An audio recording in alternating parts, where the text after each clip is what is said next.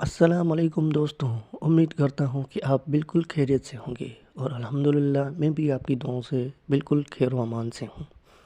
تو دوستوں، آج ہم بات کرنے والے ہیں ابو القاسم زہراوی کے بارے میں۔ اسپین کے مشہور حکمران عبد الرحمن الناصر اپنے دارالسلطنت قرطبہ سے 4 میل کے فاصلے پر ایک عظیم الشان محل قائم کرایا تھا اور اس کا نام اپنی ملکہ زہرا کے نام پر قصر زہرا رکھا تھا۔ رفتہ رفتہ اس قصر کے گرد ایان سلطنت اور دوسرے لوگوں نے اپنے مکان بنا لیے اور وہاں ایک علیحدہ شہر بس گیا جو الزہرا کے نام سے مشہور ہوا، اور اسی شہر میں ابو القاسم خلف بن عباس نے جنم لیا، اور اسی شہر کے نسبت سے زہراوی کا لقب ان کے نام کا جزو بن گیا تھا۔ ابو القاسم زہراوی کے آباء و اجداد اندلس ہی کے رہنے والے تھے۔ ان کی ولادت 932 عیسوی میں عبد الرحمن الناصر ہی کے عہدے میں ہوئی، جو شاہان اندلس میں 8ویں فرمانروا تھے۔ اس کے عہدے میں اندلس کا دارالسلطنت قرطبہ اپنی عظمت کے اوج پر پہنچا ہوا تھا، چنانچہ اس کی شان و شوکت کا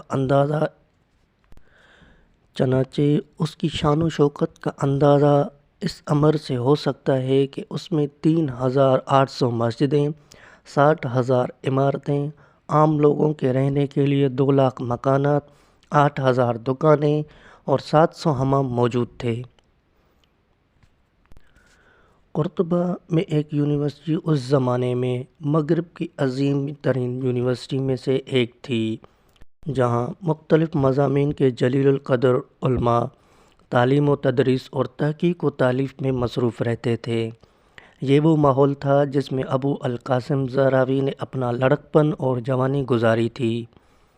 اس کے کمال فن کو دیکھ کر یہ اندازہ آسانی سے لگایا جا سکتا ہے کہ اس نے اس علمی ماحول سے پورا فائدہ اٹھایا تھا اور طب کا خاص مضمون تھا۔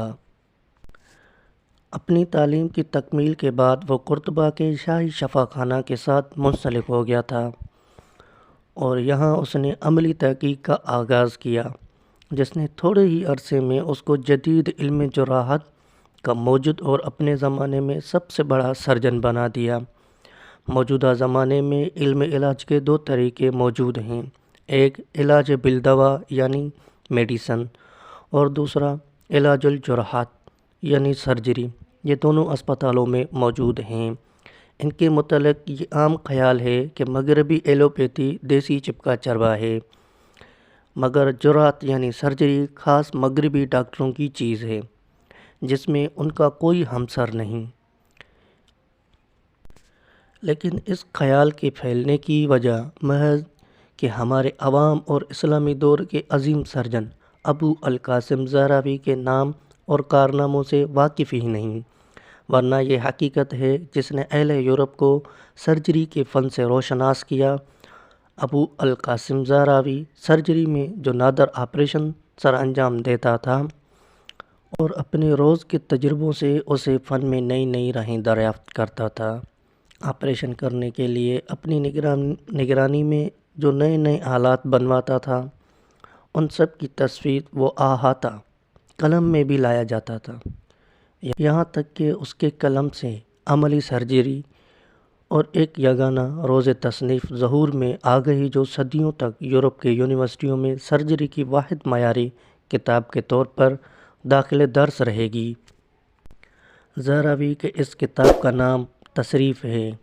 یہ پوری کتاب تو علم علاج کے دونوں شاخوں پر، طب یعنی میڈیسن اور علاج الجراحات یعنی سرجری پر مشتمل ہے۔